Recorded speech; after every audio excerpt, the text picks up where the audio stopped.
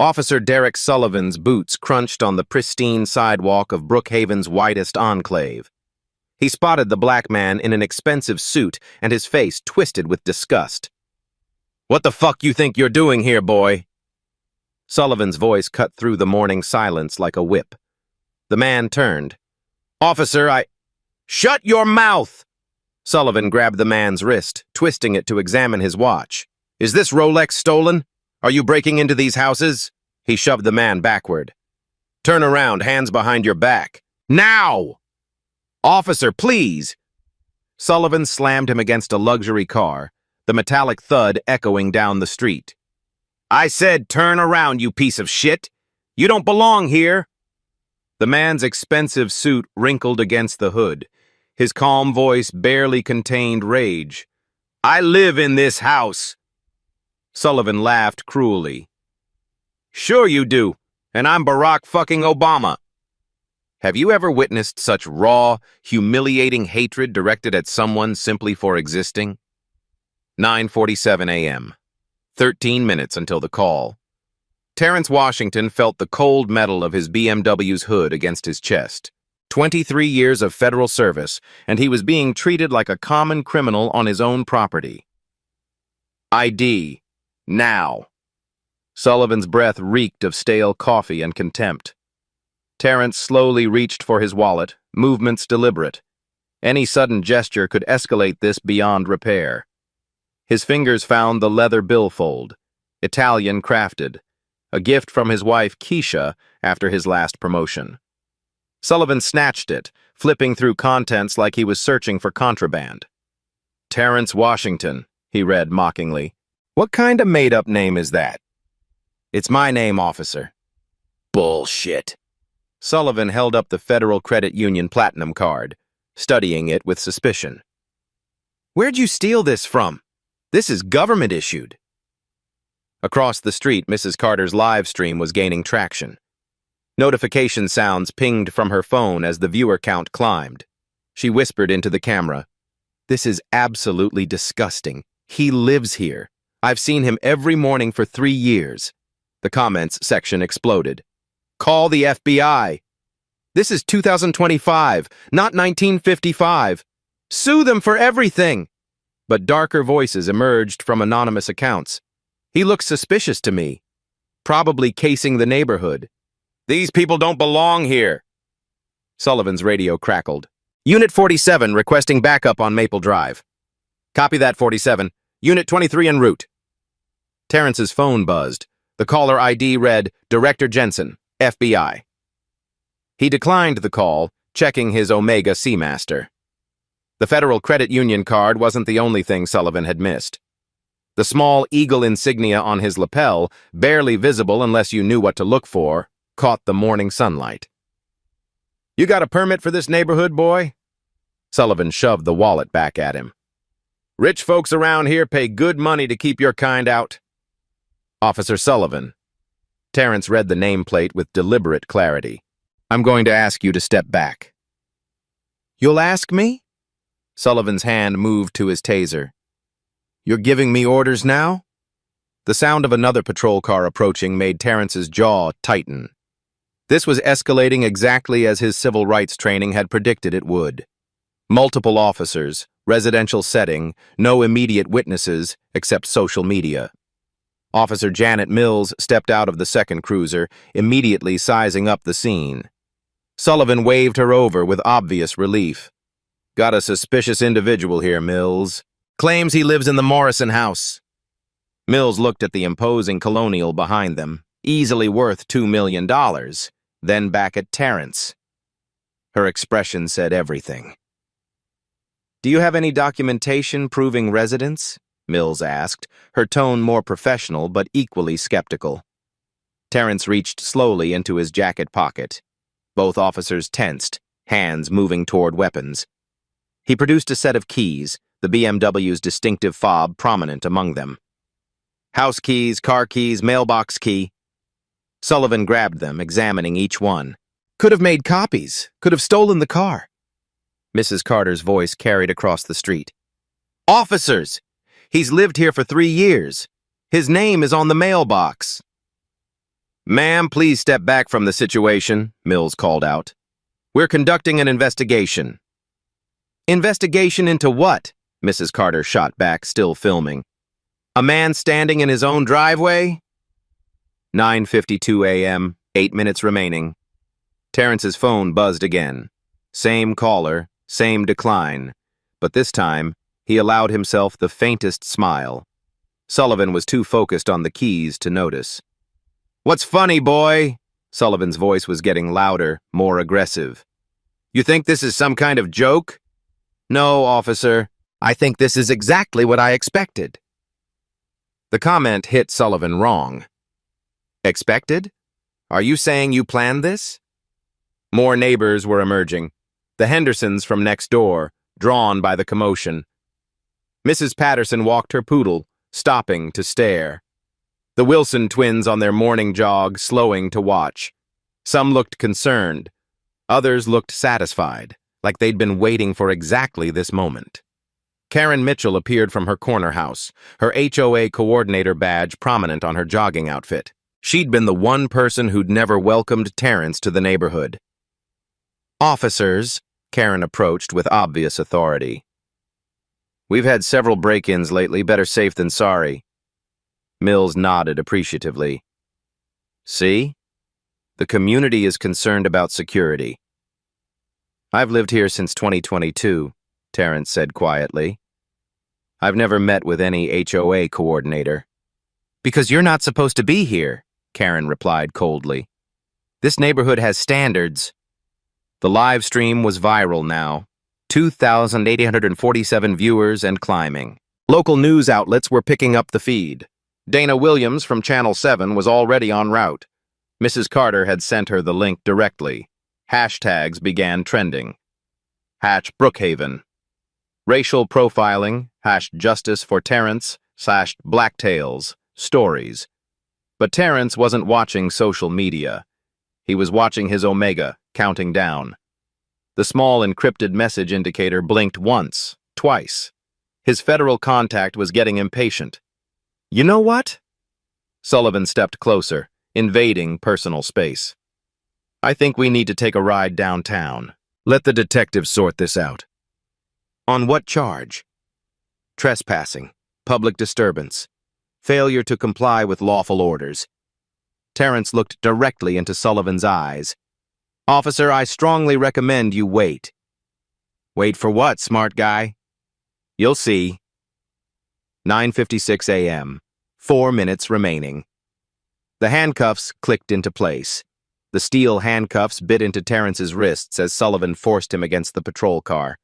The expensive fabric of his suit jacket scraped against rough metal, but his expression remained unnervingly calm. You have the right to remain silent, Sullivan began, his voice dripping with satisfaction. Officer Sullivan. Terrence's voice cut through the Miranda rights. Badge number 4471. I want you to remember that number. Sullivan paused mid-sentence. What did you say? Your badge number. 4471. I want you to remember it. Something in Terrence's tone made Sullivan's confidence waver for just a moment. Then anger flared. You're threatening me, boy? I'm simply asking you to remember your badge number. 9:58 a.m. 2 minutes remaining. The third patrol car arrived with Sergeant Rodriguez behind the wheel. His 15 years of experience showed in the way he immediately assessed the scene. Handcuffed black man, 2 officers, growing crowd, phones recording everywhere. What have we got? Rodriguez approached with cautious authority. Trespassing suspect, Mills reported. Claims he lives in the Morrison house.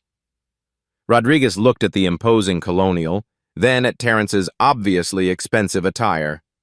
Something didn't add up, but protocol was protocol. Any ID? Sullivan held up the wallet. Says Terrence Washington. Probably fake. The Federal Credit Union card, too? Rodriguez examined it more closely than Sullivan had. These are hard to counterfeit. Probably stolen, Karen Mitchell interjected, stepping closer to the officers. I'm the HOA coordinator. I know everyone who belongs here. Mrs. Carter's live stream had exploded. The viewer count hit 8,000 and was climbing exponentially. Her comment section was a war zone. "This is disgusting. Where are the civil rights lawyers? Someone call the FBI. Racist cops need to be fired." But anonymous accounts pushed back. "Good police work. Keep the neighborhood safe. He doesn't belong there." Local news vans were already dispatched. Dana Williams from Channel 7 was 5 minutes out. 2 other stations had picked up the feed. Rodriguez studied Terrence more carefully. The man's composure was unusual. Not the nervous energy of someone caught in wrongdoing. Not the anger of someone falsely accused. Something else entirely. "Mr. Washington, can you provide proof of residence?" "The keys your officer confiscated open my front door, my car, and my mailbox," Terrence replied evenly. "Mrs. Carter across the street can verify I've lived here for 3 years. "Keys can be copied," Sullivan insisted. "Cars can be stolen." Rodriguez wasn't convinced, but the crowd was growing larger and more restless. The Hendersons were openly filming now. Mrs. Patterson had called her husband. The Wilson twins had stopped jogging entirely. "Look," Rodriguez said, trying to de-escalate. "Let's just verify the residence and—" "No." Sullivan stepped forward aggressively. "I'm not playing games with this. He's trespassing. He's been uncooperative, and now he's making threats." "What threats?" Rodriguez asked. "Told me to remember my badge number. That's intimidation." Terrence's phone rang again, the 3rd time. "Director Jensen, FBI," glowed on the screen for everyone to see. Sullivan grabbed the phone. "Drug dealer calling? Your parole officer, maybe?" He answered mockingly. "Hello, this is Officer Sullivan. Your boy Terrence is under arrest."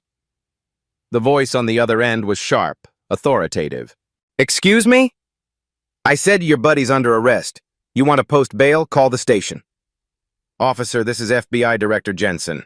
I need to speak with Agent Washington immediately." Sullivan's grin faltered. "FBI? Yeah, right. And I'm the president."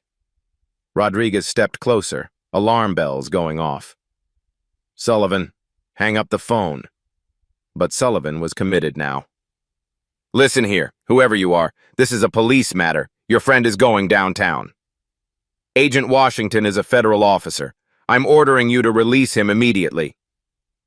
"Agent?" Sullivan laughed harshly. "This guy? He's a criminal." The line went dead. 9:59 a.m., 1 minute remaining. The silence that followed was deafening. Rodriguez stared at Sullivan, whose face had gone pale. Mills looked between her partners, suddenly uncertain. "What if that was real?" Mills whispered. "It wasn't," Sullivan insisted, but his voice lacked conviction. "It's some kind of setup." Mrs. Carter's live stream had reached 15,000 viewers. The comments were flying so fast they were unreadable. 3 news vans were now visible in the distance. Terrence remained perfectly still against the patrol car, but his eyes found his watch. The small display showed an encrypted message. "Federal response authorized." "Officers," Terrence spoke quietly, but his voice carried an unmistakable authority. "I'm going to give you one more opportunity to de-escalate this situation." "Shut up!" Sullivan snapped, but the confidence was gone. Karen Mitchell stepped forward. "Officers, I don't care who he thinks he is. This is a gated community. We have rules." "Actually," Mrs. Carter called out from across the street, her phone still recording, "this isn't a gated community, Karen, and he pays more property taxes than you do." The crowd murmured. More neighbors had emerged, some supportive, others skeptical, all recording. Rodriguez was sweating now. 15 years of experience told him this was going sideways fast. The man's composure, the federal credit card, the phone call, too many red flags. "Sullivan, maybe we should—" "No." Sullivan's voice cracked slightly. "I'm not backing down to some—" He caught himself, but the word hung in the air anyway. Terrence turned his head slowly, looking directly at Sullivan. "Some what, officer?" The crowd went dead silent. Even the live stream comments paused. "You know what you were going to say," Terrence continued, his voice deadly calm. "Say it." Sullivan's jaw worked, but no words came. 10 o'clock a.m. The call.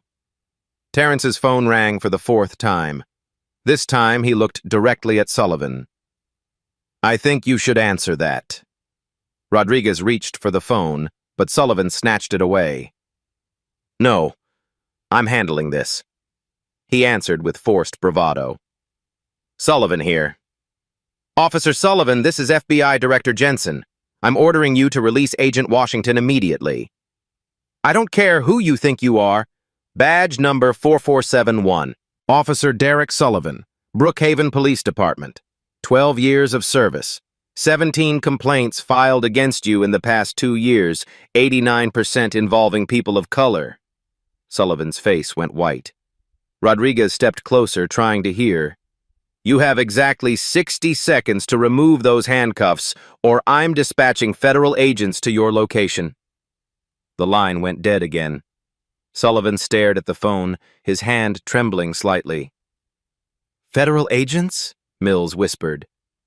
Rodriguez was already reaching for his radio.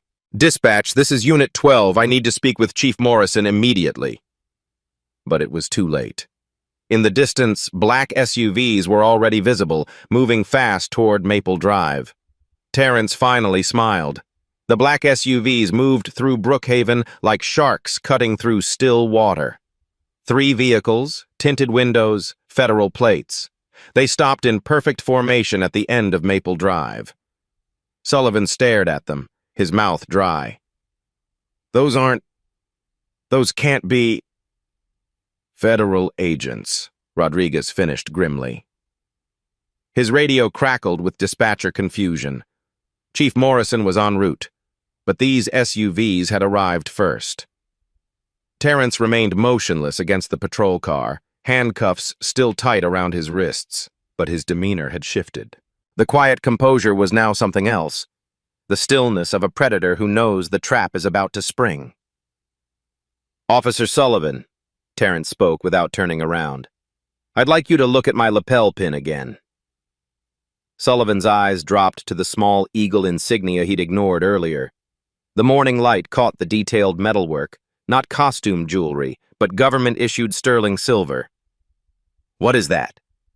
"FBI service pin. 23 years. The words hit like a physical blow. Mills stepped backward instinctively. Rodriguez closed his eyes and muttered a prayer. From the lead SUV, a tall black woman emerged. FBI Director Sarah Jensen moved with the purposeful stride of someone accustomed to command. Her tailored suit was immaculate, her expression granite. Mrs. Carter's live stream exploded. 22,000 viewers and climbing. The comment section was pure chaos. "Oh my God, he's really FBI. Those cops are so screwed. Lawsuit incoming. Blacktail stories need to cover this." Behind Jensen came 6 more agents, a coordinated unit in dark suits and earpieces. They moved like they'd done this before. Karen Mitchell was backing away slowly, her HOA badge suddenly feeling very small and very meaningless. "Agent Washington," Jensen's voice carried across the street with crisp authority. "Status report." Terrence finally turned, the handcuffs forcing an awkward movement.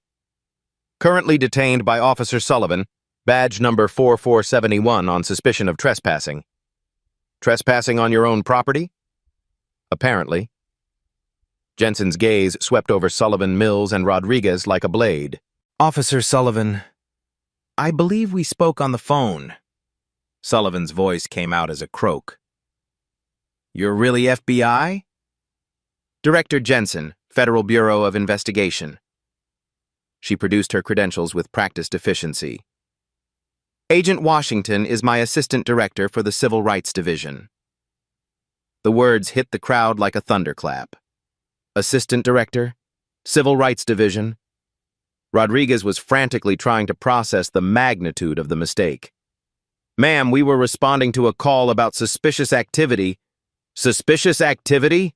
Jensen's voice could have cut steel. A federal agent standing in his own driveway? Mills found her voice. We didn't know he was... You didn't know because you didn't ask. You saw a black man in an expensive neighborhood and made assumptions. More neighbors had gathered. The Hendersons looked mortified. Mrs. Patterson was openly apologizing to no one in particular. The Wilson twins were live streaming on their own phones now, but Jensen wasn't interested in the crowd. Her focus was laser sharp on Sullivan.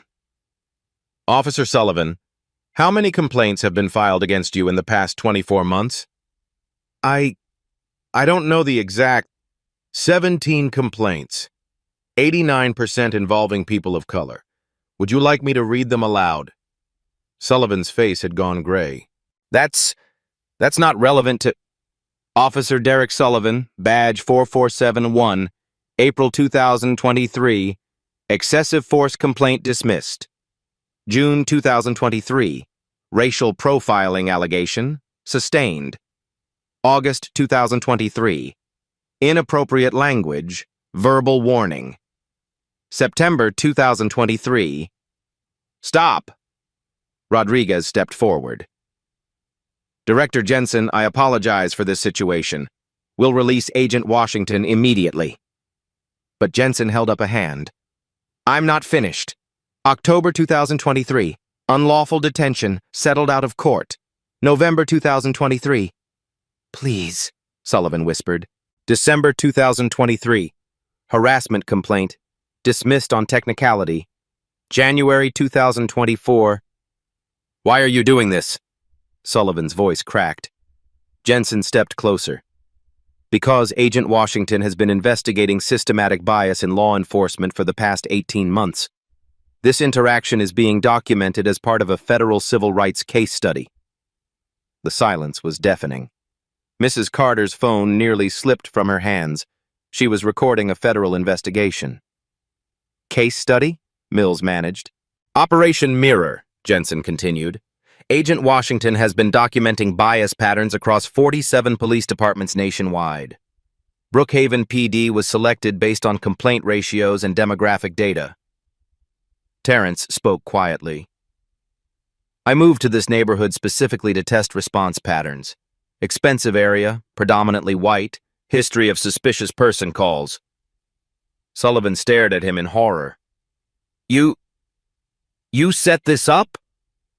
I bought a house and stood in my own driveway, Terrence replied calmly. Everything else was your choice. Rodriguez was trying to salvage something from the wreckage. Agent Washington, we apologize for any... Sergeant Rodriguez, Jensen interrupted. Your department receives $2.3 million in federal funding annually. Civil rights violations can trigger federal oversight and budget review. The financial implications hit Rodriguez like a freight train. Federal funding paid for equipment, training, half their annual budget. Jensen gestured to one of her agents, who approached with bolt cutters. The handcuffs fell away from Terrence's wrists with a metallic click.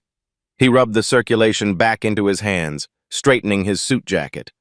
For the first time, he looked like what he was, a federal agent with 23 years of experience and the full weight of the U.S.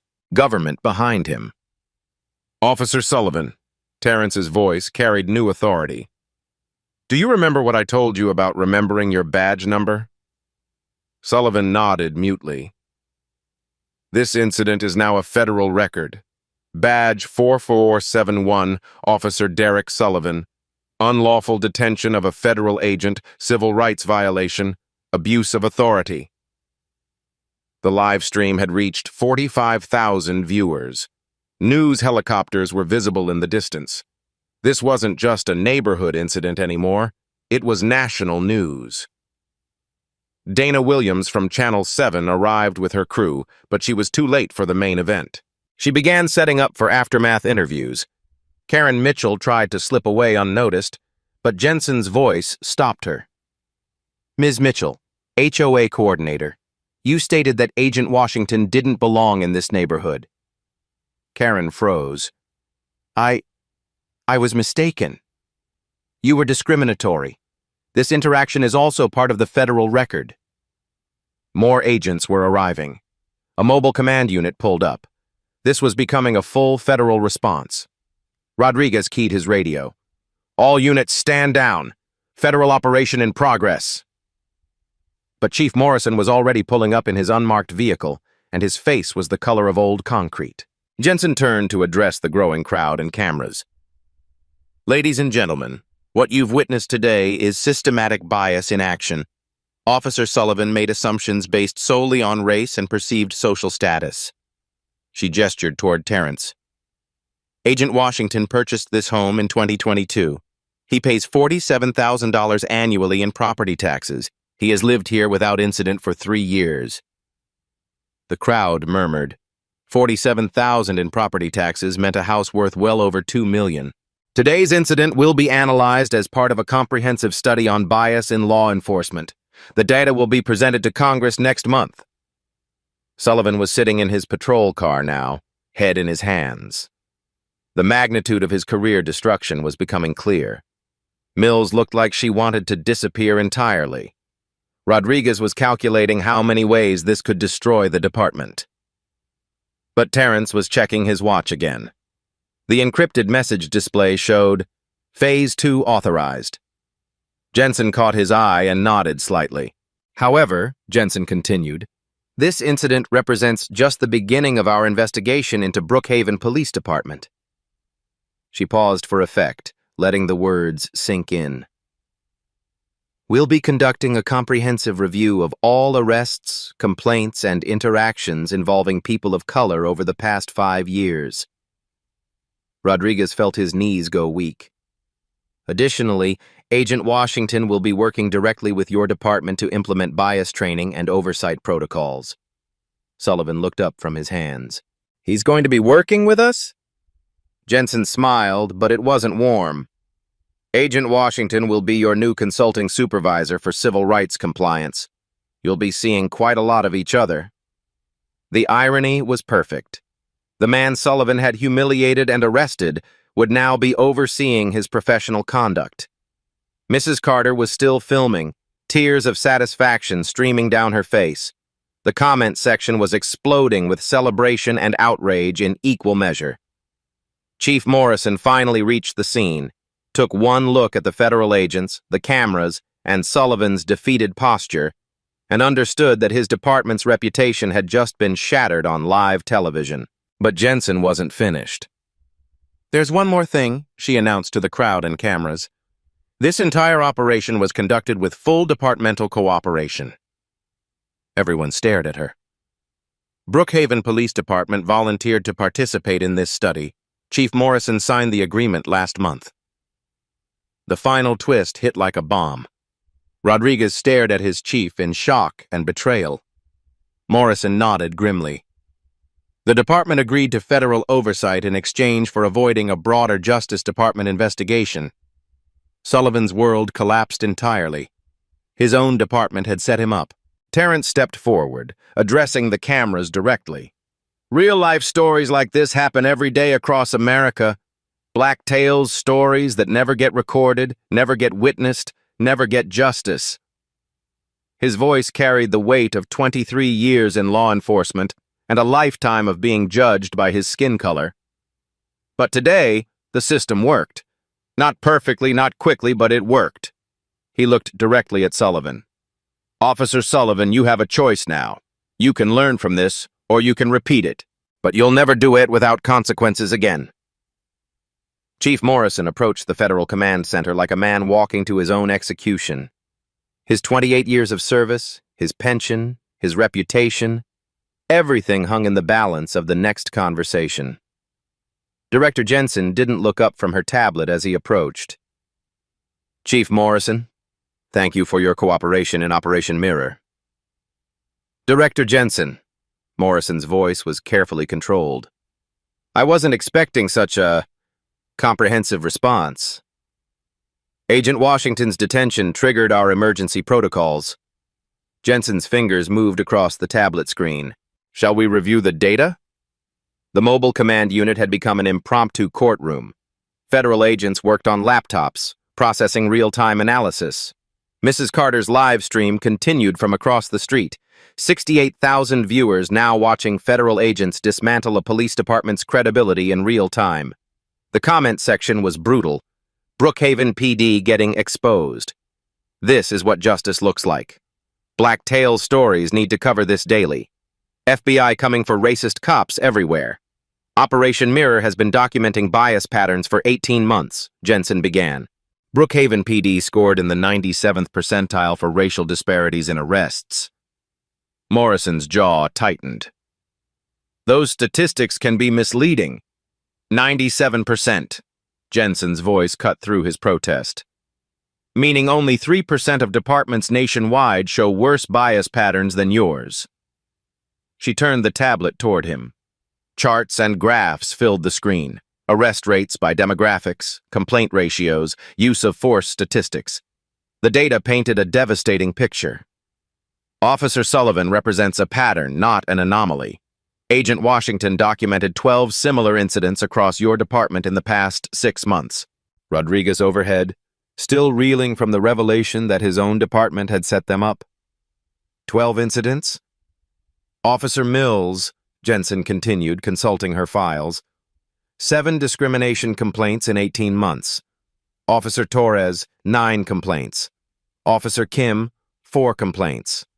Officer Patterson, 6 complaints. Officer Williams, 11 complaints. Each name hit Morrison like a physical blow. His officers weren't just making individual mistakes, they were creating a systematic pattern of institutional discrimination. Agent Sarah Carter, Jensen's legal counsel, stepped forward with additional documents. Chief Morrison, we've also documented disparities in traffic stops. Black motorists are 3.7 times more likely to be searched during routine stops. 3.7 times more likely, but contraband discovery rates are 42% lower, another agent added, indicating stops based on racial profiling rather than legitimate suspicion. Morrison felt the walls closing in. Every statistic was another nail in his department's coffin. Terrence stepped forward, his federal authority now undeniable. Chief Morrison, let's discuss the financial implications. Morrison's face went pale. Federal funding was everything. Equipment, training, technology, half their operating budget. Brookhaven PD receives $2.3 million annually in federal grants, Terrence continued, reading from his tablet. Civil rights violations can trigger immediate funding suspension under Section 14141 of the Violent Crime Control and Law Enforcement Act. Section 14141, Rodriguez whispered to Mills. Mills had gone to law enforcement school. She knew the implications. Federal oversight. They can basically take over the entire department operation. Terrence pulled out his own tablet, numbers flowing across the screen with bureaucratic precision. Community policing grants, $412,000. Drug enforcement funding, $638,000. Equipment modernization, $815,000. Training programs, $327,000. Each number represented jobs, salaries, operations. Without federal money, Brookhaven PD would collapse within 3 months.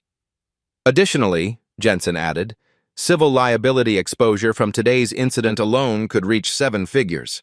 Morrison found his voice. 7 figures? Federal civil rights lawsuits under 42 U.S.C. Section 1983 start at $1 million, Agent Carter explained. Agent Washington's case would be prosecuted by the Justice Department Civil Rights Division directly. The crowd was growing exponentially. More news vans arrived every few minutes. CNN, MSNBC, Fox News. This wasn't just local news anymore.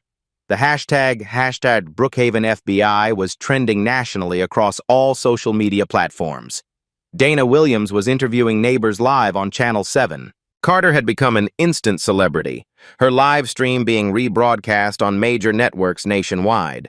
But inside the command unit, the real corporate-style power play was just beginning. However, Jensen's tone shifted slightly, the first hint of negotiation. There is an alternative path forward. Morrison leaned forward desperately. Any alternative to federal takeover was worth considering. Consent decree. Voluntary compliance with federal oversight and reform protocols. What exactly would that involve? Terrence stepped forward again, consulting his comprehensive tablet. Complete restructuring of training protocols. Mandatory bias training for all officers, 40 hours annually, not the current 8 hours every 3 years. Each requirement felt like another nail in the department's independence. Body camera footage reviewed by federal monitors, Agent Carter added. Random sampling of 20% of all interactions, with particular focus on traffic stops and residential calls. External Oversight Board with community representation, Jensen continued. Monthly compliance reports to the Justice Department. Zero tolerance policy for verified discrimination complaints. Rodriguez was calculating rapidly in his head. Zero tolerance meant any substantiated complaint could end a career immediately. The old boys club culture would die overnight. What specifically happens to Officer Sullivan? Morrison asked quietly. Jensen looked toward the patrol car where Sullivan sat. His career effectively ended. Officer Sullivan will serve as a case study. His actions today will be analyzed in federal training materials distributed to law enforcement agencies nationwide. The irony was perfect and brutal. Sullivan's racist assumptions would now educate thousands of officers about the consequences of bias. He can remain employed pending completion of 200 hours of bias training and community service, Terrence added, in black and brown neighborhoods specifically. Sullivan would spend the next year serving the very communities he'd discriminated against. The punishment fit the crime with poetic precision. The alternative to voluntary compliance, Jensen continued, is federal takeover under Title VI violations, complete loss of local control, federal management of all operations. Morrison had seen federal takeovers before in other cities. Those departments became shells of themselves, micromanaged by Washington bureaucrats who'd never walked a beat. Financial penalties would include full reimbursement of Operation Mirror costs, Terrence added, consulting his tablet again. Approximately $4.7 million over 18 months of investigation. Morrison's knees nearly buckled. $4.7 million would bankrupt the entire city government. Plus, Jensen added almost casually, criminal referrals for any officers found to have violated federal civil rights statutes under color of authority. Criminal referrals meant prison time. Sullivan could face federal charges for unlawful detention, civil rights violations, and deprivation of rights under color of law. The live stream audience had reached 89,000 viewers. Comments flooded in from across the country. This is how you handle racist cops. FBI don't mess around with civil rights. Justice finally happening in real time. Black tale stories like this give me hope for America. Real-life stories showing change is possible. But anonymous accounts pushed back aggressively. Government overreach destroying good cops. What happened to due process? FBI targeting hard-working police. Morrison looked at his officers scattered around the scene. Rodriguez sweating profusely, Mills barely holding back tears, Sullivan broken and defeated in his patrol car. 28 years of building this department, and it was crumbling in real time on national television. If we accept the consent decree, Morrison asked slowly, what timeline are we looking at for implementation? Implementation begins immediately, Jensen replied without hesitation. Agent Washington will establish a permanent field office here within 30 days. Terrence smiled slightly, the first show of satisfaction he'd allowed himself. I'll be your new neighbor permanently, Chief, living right here in Brookhaven, overseeing daily compliance operations. The final twist of the knife. The man Sullivan had tried to remove from the neighborhood would now be running it with federal authority. Federal monitors will conduct quarterly reviews for 5 years minimum, Jensen continued. Extensions possible if compliance standards falter. 5 years of federal oversight, every arrest, every complaint, every interaction scrutinized by Washington bureaucrats. Morrison looked at the cameras, the crowd, the federal agents surrounding his command. His department's dirty laundry was being aired on national television. The choice wasn't really a choice at all. It was surrender or complete destruction. Chief, Rodriguez whispered urgently. We have to take the deal. We can't survive a federal takeover. Morrison nodded slowly, swallowing his pride. Pride was a luxury he couldn't afford anymore. We accept the consent decree. Jensen smiled, the first genuine expression of satisfaction she'd shown all day. Excellent decision. Agent Washington will begin transition planning immediately. She gestured to one of her agents, who approached with legal documents already prepared. The FBI had known how this would end before it began. Sign here for voluntary compliance. Initial here for federal oversight acceptance. Date here. Each signature felt like surrendering a piece of his department's soul, but Morrison signed anyway. The alternative was complete destruction. The crowd applauded as word spread that the police department had accepted federal oversight. Mrs. Carter's comment section exploded with celebration. Justice served. This is what accountability looks like. Black stories finally getting the endings they deserve. But the real work was just beginning. Immediate accountability. Agent Carter stepped forward with additional paperwork. Officer Sullivan, you're suspended without pay pending completion of mandatory training. Sullivan looked up from his patrol car, defeat written across his face. For how long? 6 months minimum, Jensen replied. 200 hours of bias training, 100 hours of community service in predominantly black neighborhoods. The specificity was deliberate. Sullivan would spend his suspension working in the very communities he'd discriminated against. Officer Mills, formal reprimand, 40 hours of additional training within 90 days. Mills nodded mutely, grateful it wasn't worse. Sergeant Rodriguez, you'll be attending federal leadership training on bias recognition and intervention protocols. Rodriguez had failed to stop Sullivan's escalation. His silence made him complicit. Karen Mitchell tried to slip away unnoticed, but Jensen's voice stopped her cold. Ms. Mitchell, HOA coordinator, your statement that Agent Washington didn't belong in this neighborhood is now part of the federal record. Karen's face went white. I was mistaken. You were discriminatory. The HOA board will receive federal guidance on fair housing compliance. Even the neighborhood association wasn't immune from federal oversight. Systemic changes implementation.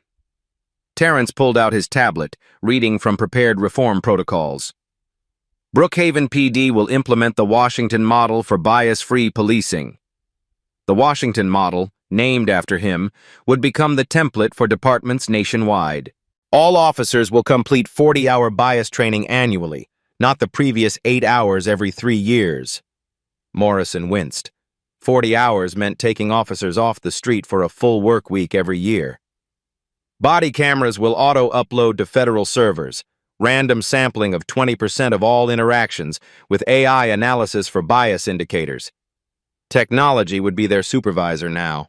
Every traffic stop, every arrest, every interaction monitored by federal algorithms.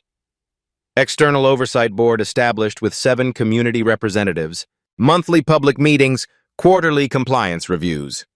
The community would have real power over police operations for the first time. Agent Carter added the financial details.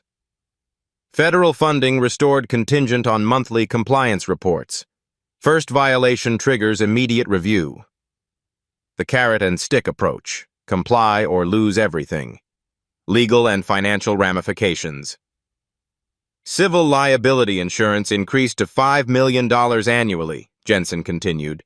Previous incidents under review for potential federal prosecution. Morrison's stomach dropped. $5 million in insurance would strain the city budget dramatically. Officer Sullivan faces potential federal charges under 18 U.S.C. 242, deprivation of rights under color of law. Sullivan's hands shook. Federal civil rights charges carried up to 10 years in prison. However, cooperation with reform efforts may influence prosecutorial discretion. A lifeline. Comply completely, and maybe avoid federal prison. Community healing initiatives. Mrs. Carter approached the federal command unit, still live streaming. Agent Washington, what happens next for the community? Terrence smiled, the first genuinely warm expression he'd shown all day. "Mrs. Carter, you're now part of the oversight board. Your documentation made this accountability possible." The crowd cheered. Mrs. Carter had become a civil rights hero through her phone camera. Monthly town halls between police and residents, restorative justice programs for past incidents, community policing partnerships. Real change, not just punishment. Jensen addressed the growing crowd. Federal mediators will facilitate healing sessions between affected community members and officers. Personal victory and intellectual triumph. Terrence looked at his watch, the same omega that had marked the countdown to this moment. 11:47 a.m. Less than 2 hours had transformed everything. No violence, no lawsuits needed immediately, no revenge. Change achieved through documentation, federal leverage, and strategic patience. This model will be replicated in 46 other cities currently under federal investigation, Terrence announced for the cameras. Sullivan finally spoke from his patrol car. "Agent Washington, how long have you been planning this?" Terrence approached slowly. "Officer Sullivan, I've been documenting bias for 18 months, but you chose your actions today." The distinction was crucial. Terrence created the opportunity for justice. Sullivan created the injustice. "I could have responded with anger, with violence, with lawsuits. Instead, I responded with evidence." The crowd listened intently, phones still recording. Real change happens when we stay calm enough to be strategic. Broader impact. Dana Williams thrust her microphone forward. "Agent Washington, what message does this send nationally?" "Those touching stories of injustice don't have to end with despair," Terrence replied. "Life stories can have different endings when we document everything and use the system correctly." Mrs. Carter wiped tears from her eyes. Her simple decision to record had triggered a federal civil rights investigation. Jensen stepped forward for the final announcement. "The Brookhaven model will be presented to Congress next month as proposed legislation for nationwide police reform." Sullivan's racist assumptions had accidentally created the catalyst for national change. Morrison pocketed his copy of the consent decree, knowing his department would never be the same.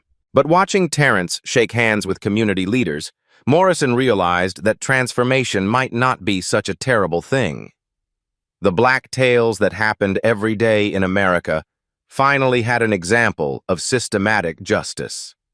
6 months later, the Brookhaven Federal Field Office occupied the corner building on Maple Drive, just 3 blocks from where Officer Sullivan had handcuffed Agent Washington. The irony wasn't lost on anyone. Terrence walked through his new neighborhood each morning, greeting the same neighbors who had witnessed his humiliation. Mrs. Carter always waved from her window, still proud of her role in changing everything. The numbers told the story of transformation. Racial profiling incidents in Brookhaven, down 78%. Officer complaints involving bias, down 84%. Community trust surveys, up 63%. Officer Sullivan had completed his bias training and community service. The man who once saw threats in black faces now coached youth basketball in East Brookhaven. His transformation wasn't complete, but it was real. "Agent Washington changed my life," Sullivan admitted during his first public interview. "I was raised with hate, but I don't have to live with it." Personal transformation and legacy. Terrence's promotion to assistant director of the newly created National Bias Prevention Unit came with a mandate: replicate Brookhaven nationwide. His marriage to Dr. Keisha Washington, a community activist and researcher, strengthened his resolve. Together, they represented the intellectual approach to social change: data over drama, strategy over street protests. The Washington Protocol was now studied in police academies across 43 states. His book, Staying Calm in the Storm, an FBI agent's guide to systemic change, became required reading for law enforcement leadership. Broader social impact. Mrs. Carter's live stream had sparked a movement. #OurDocument. Everything became a rallying cry for civil rights advocates. Her video, now with 12 million views, proved that ordinary citizens with smartphones could trigger federal investigations. The Brookhaven model had been implemented in 27 cities. Crime rates remained stable while bias complaints plummeted. The data proved that fair policing was also effective policing. Karen Mitchell had resigned from the HOA board and moved to Florida. The new community leadership reflected Brookhaven's actual diversity for the first time. National Legislative Impact Congress had passed the Federal Police Accountability Act, directly inspired by Operation Mirror. The legislation required bias training, federal oversight triggers, and community representation in police governance. Senator Maria Rodriguez cited Terrence's testimony. Agent Washington proved that we can achieve justice through documentation and determination, not destruction and division. The power of preparation over confrontation. Standing in his federal office, Terrence reflected on that morning 6 months ago. His calm response to Sullivan's racism had triggered the largest police reform movement in decades. The core lesson resonated in every speech he gave. True power comes from preparation, not confrontation. Systemic change requires documentation, allies, and strategic patience. He'd maintained his dignity while achieving collective progress, exactly what his father had taught him. Personal growth and continued mission. The young black agents who now worked under Terrence saw him as proof that the system could work for justice, not just power. His quiet leadership style inspired a new generation of federal investigators focused on civil rights. Every case they solved added to the growing collection of real-life stories that proved change was possible. Call to action. Your story matters, Terrence said, looking directly into the camera during his final interview. Every injustice you witness, every bias you document, every moment you choose courage over comfort, it all adds up. He paused, thinking of Mrs. Carter and her phone, of the neighbors who spoke up, of the federal agents who responded. Share your experiences with bias in the comments below. Your Black Tales stories could be the evidence someone needs for justice. Subscribe to Black Tales Stories for more accounts of quiet courage and systemic change. Because touching stories don't have to end with tears. They can end with transformation. Visit our website for resources on Know Your Rights training and bias reporting. Together, we can document our way to equality. And remember, when you see injustice, don't just get angry. Get evidence. The screen faded to black with one final message. Black Tales Stories, where real-life stories create real change.